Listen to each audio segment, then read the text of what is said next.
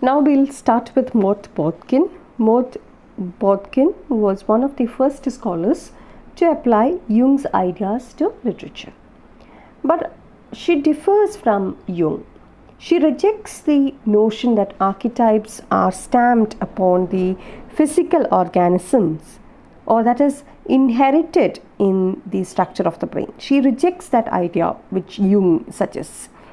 According to her, they are persistent cultural symbols that are passed down through generations, through folklores, myths and literature.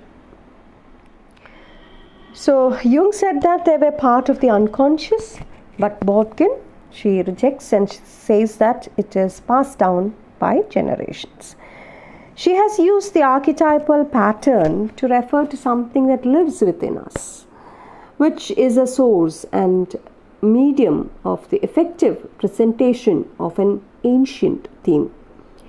The practitioners of various modes of archetypal criticism, besides Bodkin and Northrop Frye, were G. Wilson Knight, Robert Graves, Philip Wheelwright, Richard Chase, Leslie Fielder, and Joseph Campbell.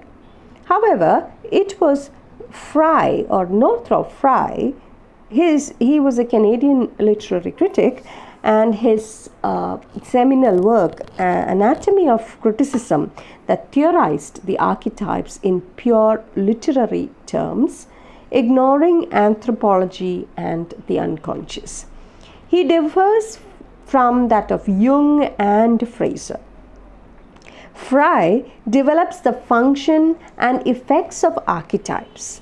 He makes clear that literature or literary archetypes play an essential role in refashioning the material universe into an alternative verbal universe that is humanly intelligible and viable, because it is adapted to essential human needs and concern.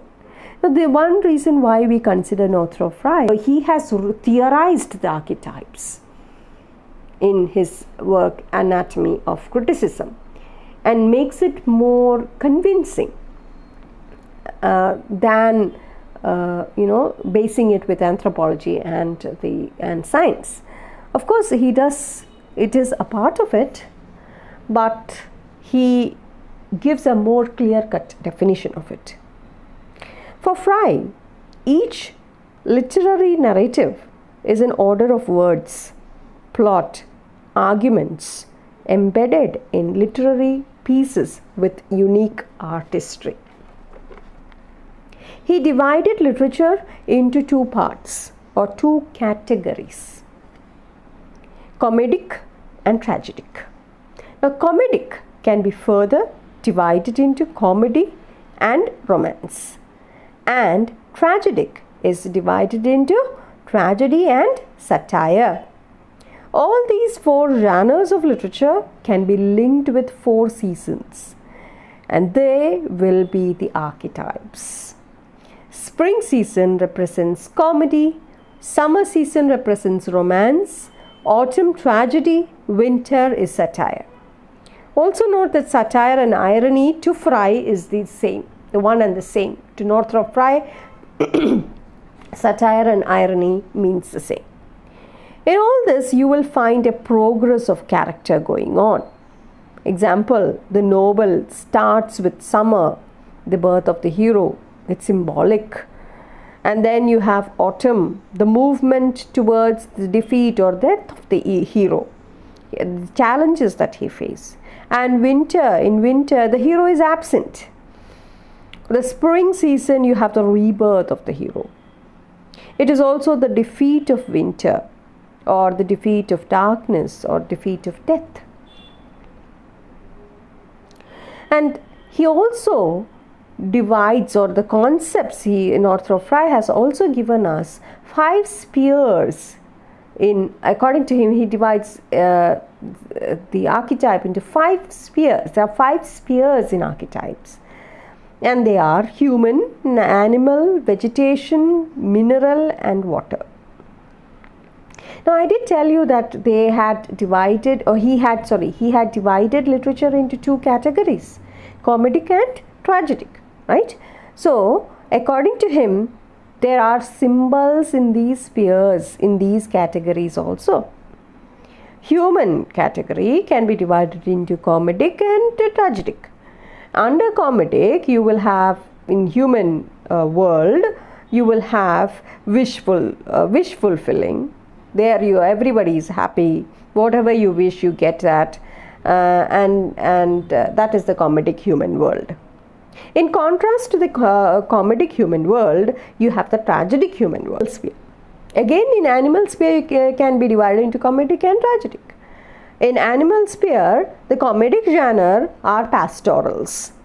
They represent the meek, innocent, docile characters. Like for instance, the sheep. They are meek, innocent characters. Whereas animals in the tragedic world are predatory. They are hunters. They are wild, like wolves, tiger, lion, and so on. And you have vegetation. Next, you have vegetation. Vegetation also can be divided into comedic and tragedic. And comedic again, you have the pastorals represented by gardens, parks, roses, lotus, full lush green vegetation. As for tragic, it is represented by wild forest, barren landscape, and so on. Next, the world, again, the next sphere is that of minerals. And minerals in the comedic world would be precious stones. And in the tragic, it would be the other, not so special stones. And it would be, in comedic, it would be represented by these precious gems. Whereas in the tragedic, it would be the ruins of a desert or the sinister geometric images, and so on. Similarly, in water also. Water, it can be represented in comedic and tragedic. Comedic is a representation of rivers where there are like free flowing rivers, and it shows the flux of life. Whereas tragic means sea, floods, and so on. So you see how Fry associates with these different symbols and images to different kinds of literature, and they are all common. You find that in almost all literary pieces. If you are to look at literature as represented or representing romance, again, in human world, it would be the hero and the heroine getting married, wish fulfilling, and everything is happy. And if it is the vegetation, you will have the hero and the heroine and the park and the beautiful roses represented. Everything is happy. It's more bright and beautiful. So if you look at every work of literature, you will find that. You can see it in any poem or work. If it is on the tragic side, it would be a lament or an ode. It would talk about a hunter. It would talk about a wild forest. It would talk about the flood, the sea, the isolation, if it's a poem. If it's a poem or a lament, or if it's an ode, it would speak. If you take a look at our elegy in the country churchyard, you'll find a lot of themes, or you'll find some of these spheres in right there is a lot of isolation, a mood of melancholy. It would never have wishful thinking or happy days. So Fry states that literature is the object to the science of criticism as life is to biology. Fry states that literature is the object to the science of criticism as life is to biology. Next person is Joseph Campbell, and Joseph Campbell in A Hero with 1,000 Faces identifies 5 stages in hero's journey. Now I want you to take your text and turn to archetypal criticism. Now Joseph Campbell, he identifies 5 stages in a hero's life. You have departure, you have initiation, the road of trials, the entry to the innermost cave, and return and reintegration with the society. And when you turn to page 50, you will see the summary of hero archetypes based on Campbell's A Hero with 1,000 Faces. His work, A Hero with 1,000 Faces. Based on that, you will have a description. You will have a chart that summarizes the hero archetype. And you can just go through it. Page 50, the quest, the task, the journey, the initiation, the ritual, the fall, death and rebirth, battle between good and evil, the unhealable wound. And you will also find the character archetypes, which is a part of the primordial images in mythology. The common characters of myth are not simply characters but archetypes of universal condition. You have the hero. The hero is the protagonist whose life is a series of well-marked adventures. The circumstances of his birth are unusual and he is raised by a guardian. He will have to leave his kingdom only to return to it upon reaching manhood. Characterized by courage, strength and honor, the hero will endure hardship, even risk his life for the good of all. Leaves the familiar to enter an unfamiliar and challenging world. Try to think about such a hero from our myth, from our epics. You will find many. Then you have the young man from the province. Again, the hero who returns to his home and heritage, where he is a stranger, who can see new problems and new solution. Again, it is there in almost all the myths, all the stories, many literature will find that. You will have such a hero, a young man from the province. Then you have the initiates. The initiates are the young heroes or heroines who must go through some training and ceremony before undertaking their quest. You have the mentor. A mentor is an older, wiser teacher to the initiates. He often serves as a father or a mother figure. He gives the hero gifts like weapon or food or magic or information. Serves as a role of role model or as hero's conscience. The mentor-pupil relationship. In this relationship, the mentor teaches the hero or pupil the necessary skills for surviving the quest. Then the threshold guardian tests the hero's courage and worthiness to begin the journey. Father-son conflict, hunting groups of companions, loyal retainers, friendly bees, the shadow, the devil figure, the evil figure with ultimately good heart. That is, you have the devil figure with the potential to be good. This person is usually saved by the love of the hero. Eventually that villain will turn to be a good man. Because when he sees the love of the hero, he turns into a good man, and maybe that happens at the end of the story when he dies, before he dies. Okay, the creature of nightmare, the scapegoat, the outcast, the platonic ideal, damsel in distress, the earth, the mother earth, the temptress or the black goddess. Like you have the film Yotha in Malayalam, right? So where you have that woman all dressed in black and performing magic, black magic, just to get the that little boy, Rampoche, right? So that can be considered as the temptress or the black goddess. Then you have the white goddess. Then you have the unfaithful wife. Then you have the star-crossed lovers.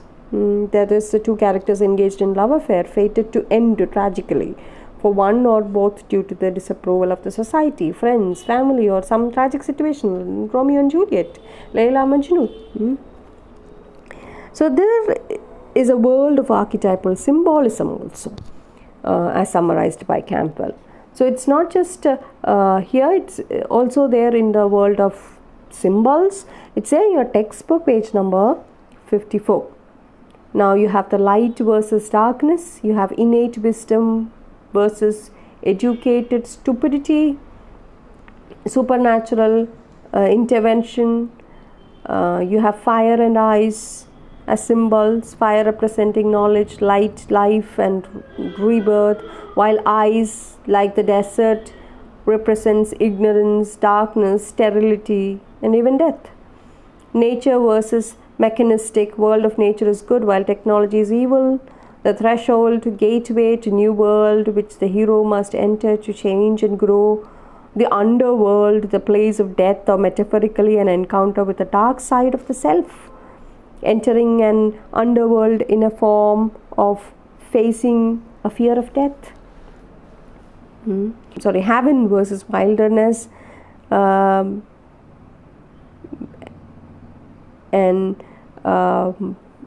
places of safety, which contrast sharply against the dangerous wilderness. And heroes are often sheltered for a time to regain health and resources. Now, water versus desert, heaven versus hell, and you have the crossroads, the maze, the tower, the magic weapon, the whirlpool, fog, colors. When you come to colors, color symbolizes what? Red symbolizes blood, sacrifice, passion, disorder. Green, growth, hope, fertility. Blue, high, positive, security, tranquility, spiritual purity. Black, darkness, chaos, mystery, the unknown, death, wisdom, evil, melancholy. It can even represent wisdom, black. White, white can represent light, purity, innocence, timelessness, and white can also represent it in the negative way. White can represent death, white can represent horror, white can represent supernatural. Yellow, enlightenment and wisdom, and so on. And you have the numbers 3 representing light, spiritual awareness, unity, holy trinity. 3, the number 3. It also is a negative one, in a demonic one, the number of devil. 3. We have studied that in Macbeth, the 3 witches. 3, right? 3 chanting. So it is used as the negative as well as in the positive sense. 4, associate with a circle, life cycle, 4 seasons, family, female principles, earth, nature, elements. 7, number 7 represents most potent of all symbolic numbers, signifying the union of 3 and 4. The completion of a cycle, the perfect order, the perfect number, religious symbol. That is why we have 7 days in a week. A cycle completes a cycle, a perfect order, a perfect number. Okay. So, archetypal criticism was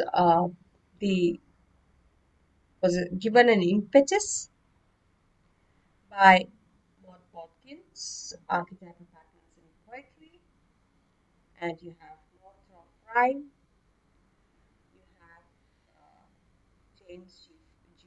Fraser in his Golden Bough, and then Carl Jung, of course, the most prominent person, the antecedent, one who, in fact, perhaps brought in this uh, criticism as such, this form.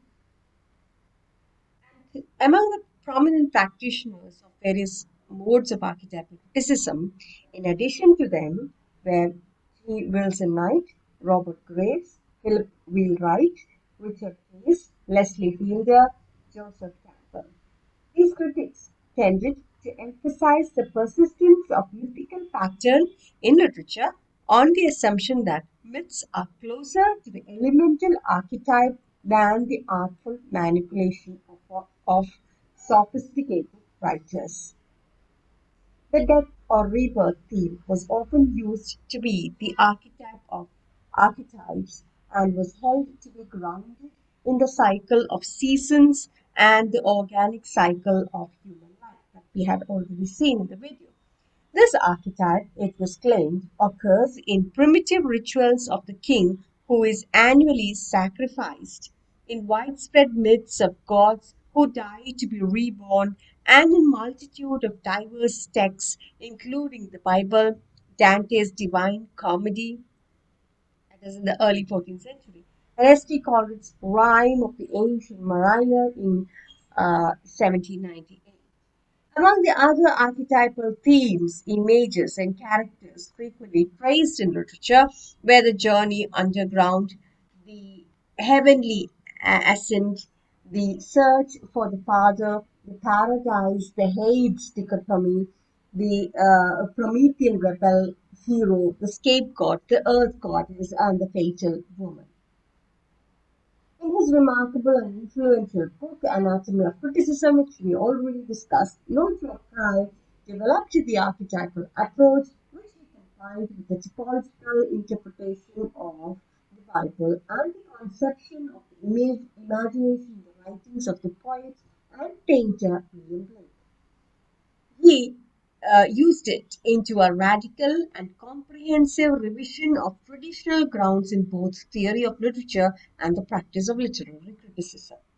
Fry proposed that the totality of literary works constitute a self-contained literary universe which has been created over the ages by the human imagination so as to assimilate the alien and indifferent world of nature into archetypal forms that satisfy enduring human desires and deeds and needs. Sorry. In this literary universe, four radical mythoi, that is, plot forms or organizing structural principles, corresponding to the four seasons in the cycle of the natural world, are incorporated in the four major genres of comedy. That is, spring, romance is summer, tragedy is autumn, and satire is winter. Okay? Within the archetypal mythos of each of these genres, individual works of literature also play variations upon number of more limited archetypes, that is, conventional patterns and the type that literature shares with social rituals as well as with theology, history, law, and in fact, all discursive verbal structures. Viewed archetypally, Fry asserted, literature turns out to play an essential role in refashioning the impersonal material universe into an alternative verbal universe that is humanly intelligible and viable because it is adapted to universal human needs and concerns. Fry continued in a long series of later writings to expand his archetypal theory to make a place in its overall scope and on different levels for including many traditional critical concepts and procedures and to apply the theory both to everyday social practices and to the elucidation of writings ranging from Bible to contemporary poets and novelists. So, with that, we end the concepts. We have come to the end of both concepts and forms. Now, let's begin the major essays. So, thank you for listening patiently. Keep safe and have a nice day.